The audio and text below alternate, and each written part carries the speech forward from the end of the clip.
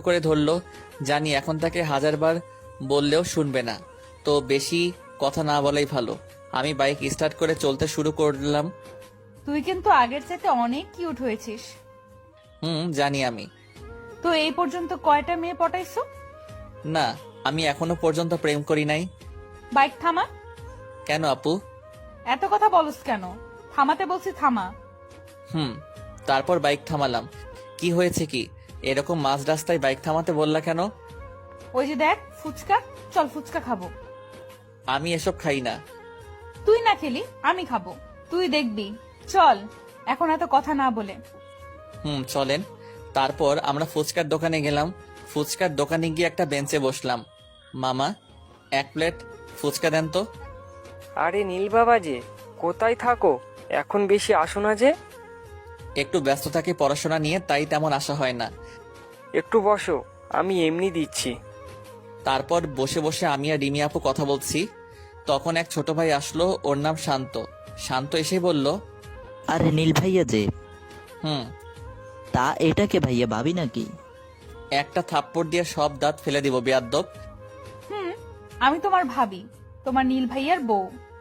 আমি আগেই জানতাম, কারণ ভাইয়া কোনো মেয়ের সাথে মিশে না, তো স্পেশাল কাউকে ছাড়া তো আর ফুচকা খেতে আসবে না। তুই সত্যি একটু বেশি বুঝোস। এটা আমার খালাতো বোন রিমি আপু, আর আপু এটা আমার কলেজের ছোট ভাই শান্ত। দেখছো কি ফাজিল, হবু বউকে কি কেউ আপু বলে? আপু ফাইজলামি বাদ দাও তো। আচ্ছা শান্ত, তুই এখন যা, আমি তোর সাথে পরে কথা বলবো।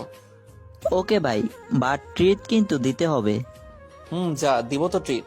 তারপর শান্ত চলে গেল। তখনই রিমি আপু বলল, আচ্ছা নীল, ফুচকালা মামা যে বললো এর আগে অনেক এসেছিস এখন কম আসিস, তার মানে আগে গার্লফ্রেন্ড নিয়ে আসতি? আরে না, মাঝে মাঝে ফ্রেন্ডের সাথে আসতাম। ছেলে নাকি মেয়ে ফ্রেন্ড? ছেলে ফ্রেন্ড আর আমার কোনো মেয়ে ফ্রেন্ড নেই।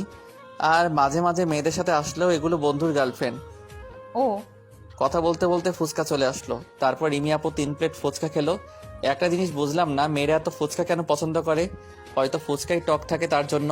তারপর বিল দিয়ে আমি আবার বাইক স্টার্ট করলাম। রিমি আপু আবার আগের মতোই জড়িয়ে ধরে বসে আছে।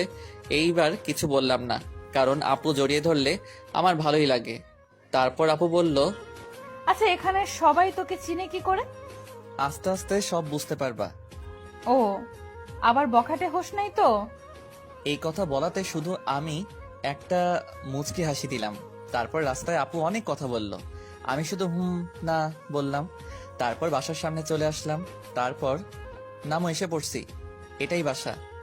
অনেক সুন্দর তো। চলো ভিতরে যাই। তারপর